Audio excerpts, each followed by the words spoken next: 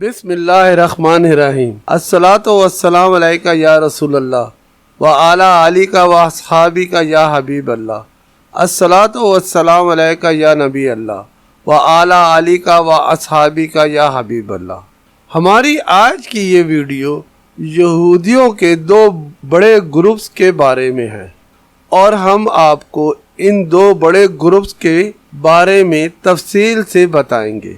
जिस तरह के मुसलमानों में भी कुछ लोग नमाज रोजे के पाबंद होते हैं और मजहबी होते हैं, तो कुछ लोग दुनिया में मगन हैं और नाम के मुसलमान हैं, और उन्हीं में से कुछ लोग जो के सेकुलर टाइप के मुसलमान हैं। इसी तरह यहूदियों में भी ऐसा ही है। असल यहूदी जो कि नस्लन हजरत याकूब अलैहिस्सलाम की नस्ल से हैं, दरअसल असली यहूदी हैं। इन यहूदियों को अक्सर आपने वीडियो या अखबारों में उनकी तस्वीर देखी होंगी। उनके सर पर काला हेड और लंबा सा कोट पहना होता है और लंबी सी दाढ़ी होती है।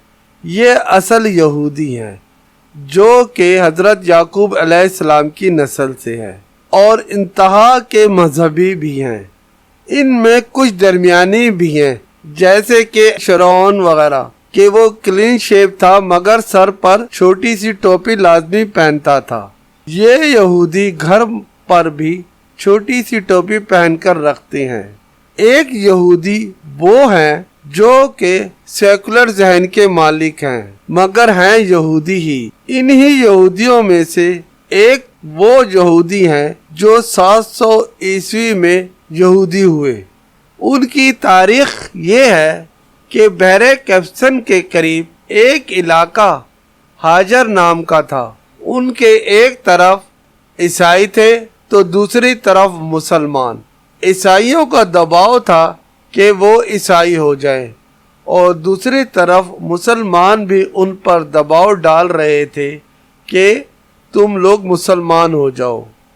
तो उन्होंने ये किया कि ईसाइयों का एक वफ्द अपने पास बुलवाया और उससे पूछा, तुम्हारे नज़दीक यहूदी और मुसलमानों में से कौन बेहतर है? तो ईसाइयों ने कहा यहूदी। इसी तरह उन्होंने मुसलमानों का भी एक वफ्द अपने पास बुलवाया और उनसे पूछा। उस वक्त मुसलमान ईसाइयों से हालात जंग में थे और बज़ाहिर यहूदियों की साजिशें उस तरह से वाज़ेह नहीं हुई थी जैसे कि बाद में ज़ाहिर हुई। तो मुसलमानों ने कहा कि यहूदी बेहतर है। उन्होंने जब ये देखा कि दोनों ही कहते हैं कि यहूदी बेहतर है, तो उस कौम ने यहूदियत इख्तियार कर ली।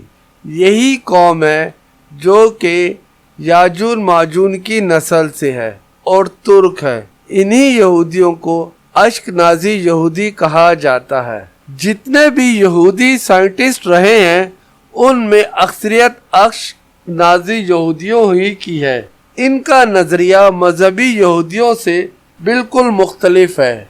वो ग्रेटर इसराइल के हामी नहीं हैं, बल्कि वो कहते हैं कि ग्रेटर इसराइल बनाना का हमें कोई फायदा नहीं है, जबकि मजहबी ग्रुप यहूदियों का ये कहता है कि नहीं, हमने ग्रेटर इसराइल बनाना है और उसमें वो तमाम इलाके शामिल होंगे जो हजरत यूसुफ और हजरत सुलेमान अलैहिस्सलाम की हुकूमत में थे।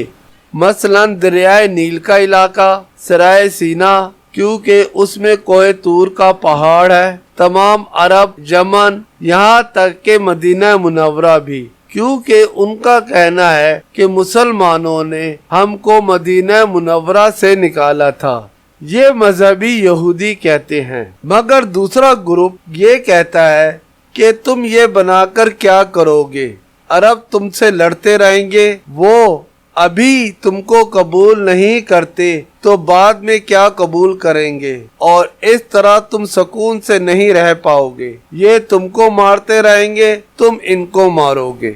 इसके बजाय अरब और इसराइल मिलकर एक यूनिट बना ले, क्योंकि ये आपस में कजन्स भी हैं। यानी उनका मतलब ये है کہ حضرت ابراہیم علیہ السلام کے 2 بیٹوں سے یہودی اور عرب کی نسل قائم ہوئی ہے۔ حضرت اسحاق علیہ السلام کی نسل سے یہودی ہیں اور حضرت اسماعیل علیہ السلام کی نسل سے عرب ہیں۔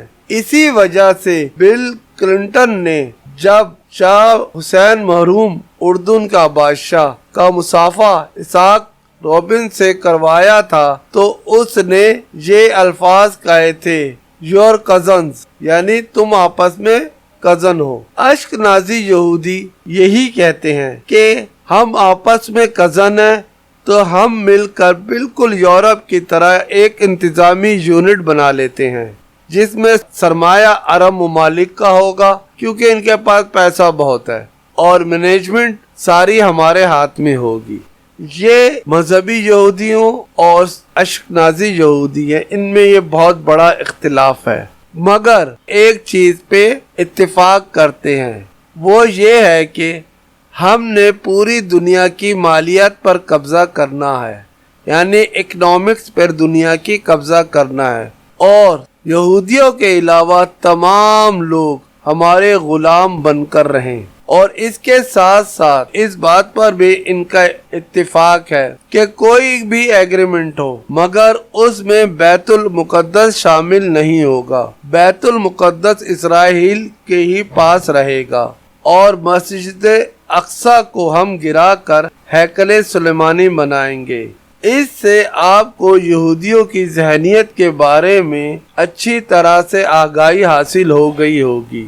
اس کے باوجود کہ یہ دونوں فرقے ایک دوسرے کے بالکل اپوزٹ ہیں، مگر کچھ ایسی ان میں قدریں مشترکہ ہیں جس میں یہ ایک دوسرے کے ساتھ دینے پر مجبور ہیں۔ یہاں پر ہی ہم اپنی اس ویڈیو کا اختتام کرتے ہیں۔ ہماری نیکسٹ ویڈیو انشاءاللہ تعالی یہودیوں کی خفیہ تنظیموں اور ان کے مقاصد کے بارے میں ہوگی۔ اس میں ہم آپ کو بتائیں گے کہ یہودیوں کی خفیہ تنظیمیں کس طرح سے کام کرتی ہیں اور ان کے مقاصد کیا ہیں، اور وہ دنیا میں کس طرح سے فتنہ و فساد پھیلانا چاہتی ہیں۔ اس کے ساتھ ہی ہماری یہ ویڈیو اختتام پذیر ہوتی ہے۔ اللہ آپ سب کا حامی و ناصر ہو۔ اللہ نگہبان۔